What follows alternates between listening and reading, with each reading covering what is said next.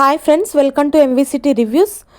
నేను ఇప్పుడు మీకైతే ఈ వీడియోలో కాంతా మూవీ రివ్యూ చెప్పబోతున్నా ఫ్రెండ్స్. ఈ రివ్యూ కనుక మీకు నచ్చినట్లయితే లైక్ చేయండి, షేర్ చేయండి, మా ఛానల్కి సబ్స్క్రైబ్ చేసుకోండి ఫ్రెండ్స్.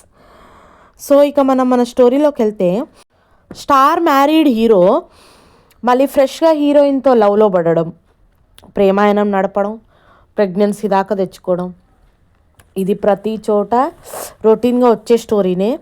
ప్రతి స్టార్ హీరో మూవీస్లో మీరు ఇదే సీన్స్ కామన్గా చూస్తుంటారు.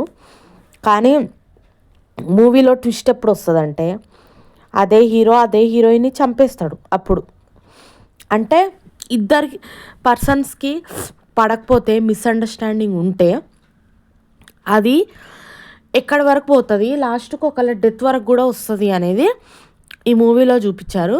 కానీ ఆ చంపింది హీరో అని రివీల్ అయ్యే వరకు సస్పెన్స్ మాత్రం చాలా గ్రేట్ ఉంటుంది. ఇందులో ఇన్వెస్టిగేటింగ్ పోలీస్ ఆఫీసర్గా రానా అదరగొట్టేసిండు. కాకపోతే ఇప్పుడు కొంచెం క్రింజ్ లాగా, ల్యాగ్ లాగా, బోరింగ్ లాగా అయితే అనిపిస్తుంది. ఎందుకంటే ఓల్డ్ స్టోరీస్ పైన తీసే మూవీస్ సెట్స్ ఎంత బాగా పెట్టి, డైరెక్షన్ ఎంత బాగా చేసినా, వాళ్ళు ఎంత మంచి కాస్ట్యూమ్స్ వేసుకున్నా, కలర్లో తీసినా కూడా ఆ ఓల్డ్ టచ్ అనేది అలాగే ఉంటుంది. వాళ్ళ తెలుగులో కానీ, వాళ్ళు మాట్లాడే డైలాగ్స్లో కానీ క్రింజ్ అయితే చాలా ఎక్కువ ఉంది. ఇంకా ఎండ్కు క్లైమాక్స్ ఎండ్ వస్తున్న కొద్దీ బోర్ కొట్టేసింది. ఎప్పుడు ఎండ్ అయిపోతుందిరా బాబు మూవీ అనేది వచ్చేసింది. మళ్ళీ మొత్తం మూవీ ఒకే సెట్లో ఉంటుంది.